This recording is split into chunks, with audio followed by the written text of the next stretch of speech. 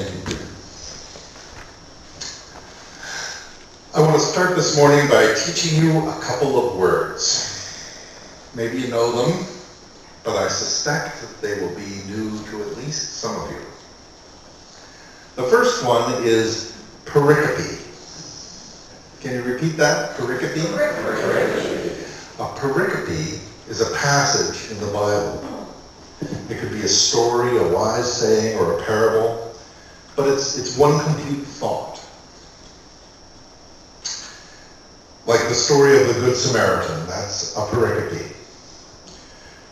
Or really each one of the 10 Commandments is its own little pericope. Unitarian Universalist Sunday services are rather unique in the Protestant or even the Christian world, in that most churches will have their service be about a pericope. They tend to call them readings. And the readings are always from the Bible. As Unitarian Universalists, we're free to speak on anything we want to on Sunday morning. Poetry, the Sunday comics, a popular movie, wherever we find inspiration. And my inspiration today is a ceramic tile from a subway station.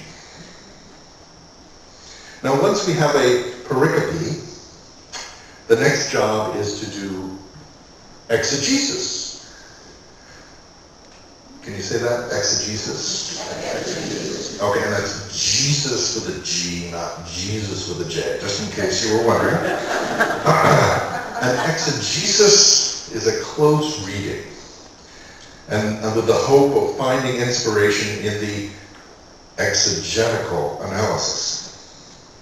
So today I am going to exegete a ceramic tile. Now this particular pericope comes from California, from a hand-painted ceramic tile, one of many in a wall mural in an Oakland, California subway station. There's a big set of tiles, and in the center there are some which explain what it's all about. And I'll read you what the center tile in the collection says. Firestorm Community Mural Project.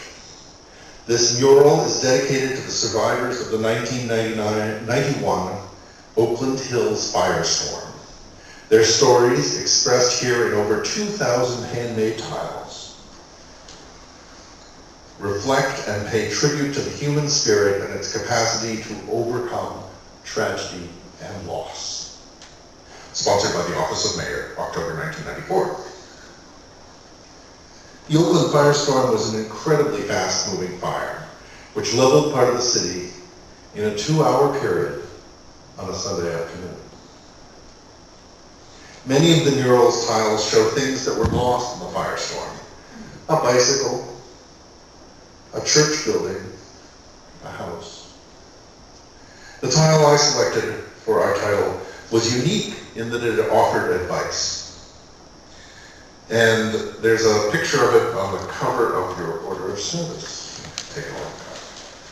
And it seems to be signed by someone named Marion Baldwin. And the tile tells subway drivers what I think is a deep truth. Always use your best china. The picture shows 6 place settings, and I imagine that those plates and goblets had been a gift, maybe a wedding gift, for Marion or for someone. The gift was carefully put away to be used on a special occasion. And because it's part of the firestorm mural, I assume that the box of plates was lost when the Oakland Hills burned in 1991. You know, I've heard that at the fire's peak, one house was destroyed every 11 seconds. Now, it's easy to lament this loss, to say, that's awful. Or even, God must have been angry at those people. It's easy to blame the loss on something. Lousy urban planning, excesses of wealth, insufficient firefighter training. Now, some of you may know this already, But shared tragedies like the Oakland firestorm can cause people to rethink their lives and their purpose. Back in September, I used another example, also interestingly enough from Oakland, about the Great San Francisco Fire of 1906 and how that inspired Dorothy Day for the possibilities of the Catholic worker movement. And so here's the Prophet Mary. She's pushing us beyond blame, pushing us beyond lament. Clearly, she had a fancy set of china in the closet that she was keeping for some future celebration, and now it's gone. But the title doesn't say, I lost my china. The title doesn't say, I'm going to buy some new china.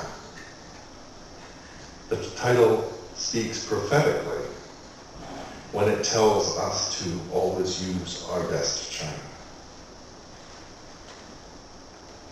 What do these words mean to you? Where does this tile take you?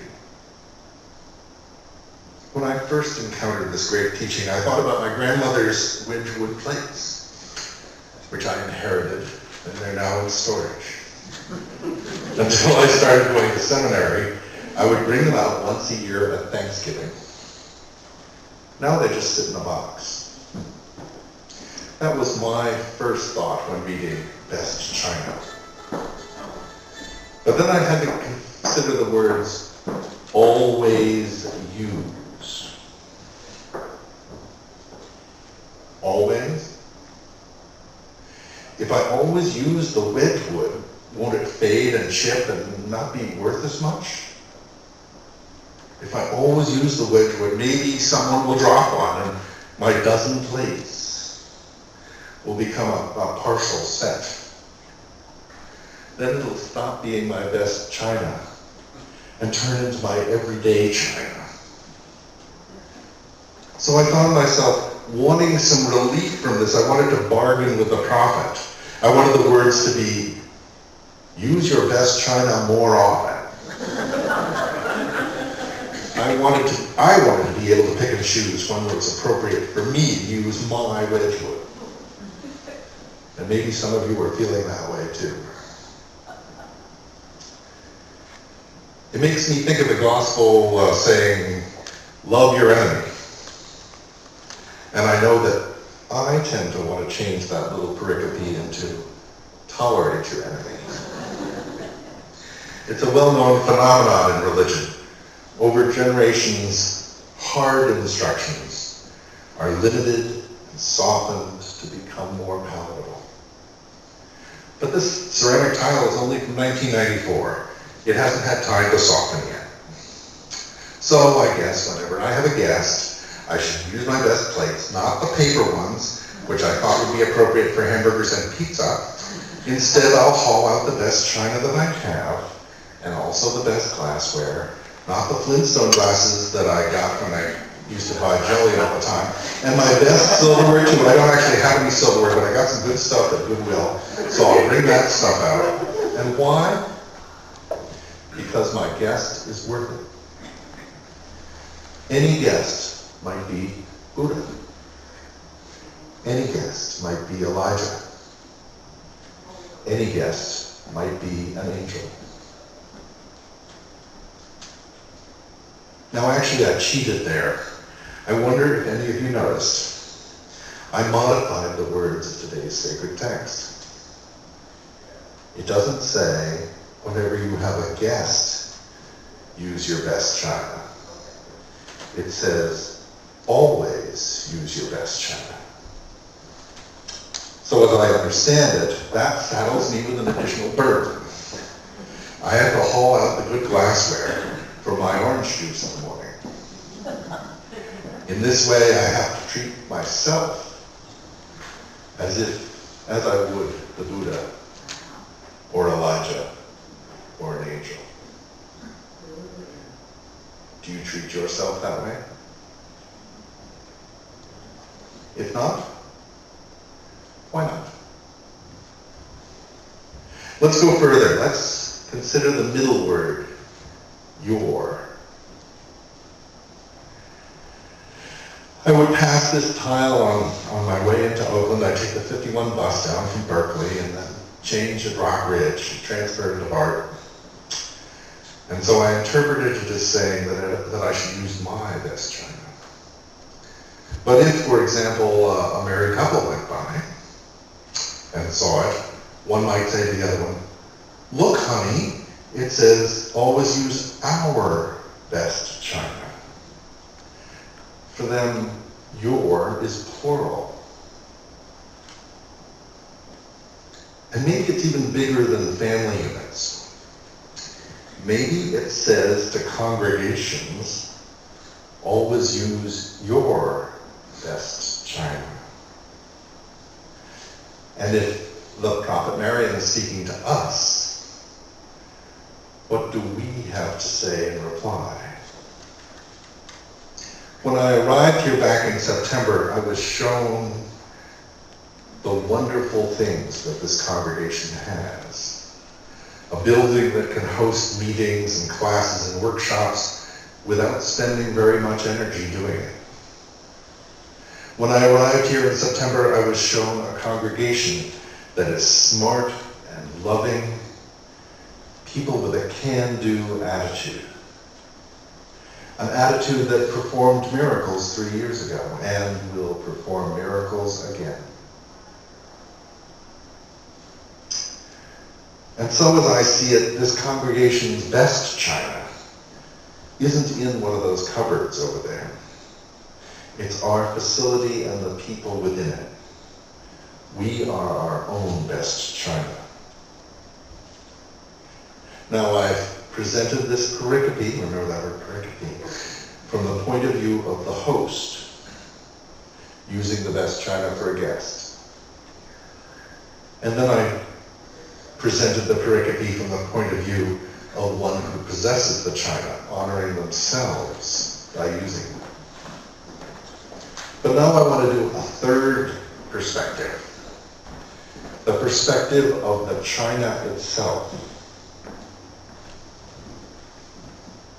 Do we feel like we're in the china cabinet here? Or do we feel fully engaged in the work of justice, work of peace, work of love? There's a reading in Singing the Living Tradition. It's a poem by Marge Piercy. She says, "Greek amphoras for wine or oil, or Hopi vases that held corn, they're put in museums. But you know that they were made to be used. The pitcher cries out for water, and a person for work that is real." Do we spend our lives waiting? Do we spend our lives with things we value hidden away? Or set up in display cabinets not to be touched? I think the quality of china is not the number of dollars you spend, but by how useful it is. Should we always use our best china? Now, this ceramic tile that you found on your order of service has not been canonized in any of the major religions of the world. And we, as Unitarian Universalists, are empowered each to take it or leave it based on our individual moral compass. I've used those 5 words today to suggest that when ideas come along, we don't jump to conclusions about what they mean. Don't rush to judgment. But that we take time to analyze them, to exegete them from many angles. In the story from Emily Post, we find 2 groups of soldiers. One group sees today as a day to be endured, and a meal as something to keep them alive. But the Frenchmen see their meager rations as a means for celebration today. They will use everything they have right now and celebrate. In the midst of World War I, there was no way to know if France would be defeated or be victorious, and whether any of those soldiers would be alive on the day the war ended. Even without knowing the outcome, they found a way to celebrate in the midst of the struggle. And that's actually my message today. The world has struggles aplenty. And as a community of faith, we have cause to celebrate. We have permission to use our best china and to be in the trenches. Professor Melissa Harris Parrish was speaking at the Unitarian Universalist General Assembly back in 2009. She told us that the best and most important work we do for politics, justice, and fairness comes from committing ourselves fully and wholeheartedly to causes we are unlikely to win in our own lifetimes. Justice cannot be only or even mostly about strategically choosing the causes we can win. It is about embracing the battles we are likely to lose. She said, today our entire planet is threatened with extinction as glaciers melt, sea levels rise, and we continue to consume with ravaging appetite for more of everything. By all evidence, by all rationality, there is little reason to think that a fair and equal world is possible. But, she says, I firmly believe that we cannot rely solely on rationality. We also need to envision something for which we have no evidence at all.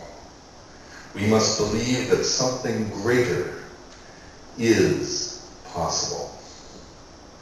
We must believe that we are not alone, that we can still be part of great movements that can redeem us all. Do you agree? Me, I would rephrase her words just a little bit and say we must have faith that something greater is possible. We must have faith that we are not alone and we can find a way to be part of great movements that can redeem us all. In the weeks ahead, there will be many dinner parties in our congregation.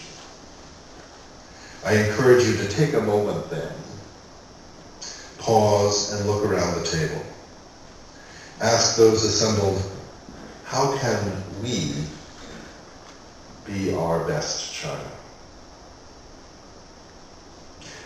Whereas W.E. Du Bois said, it is today that our best work can be done, and not some future day or future year. It is today that we fit ourselves for the greater usefulness of tomorrow. In our opening hymn, the welcome table was actually a metaphor for heaven. Me, I see your place is already set, and the banquet is now. Bon appetit.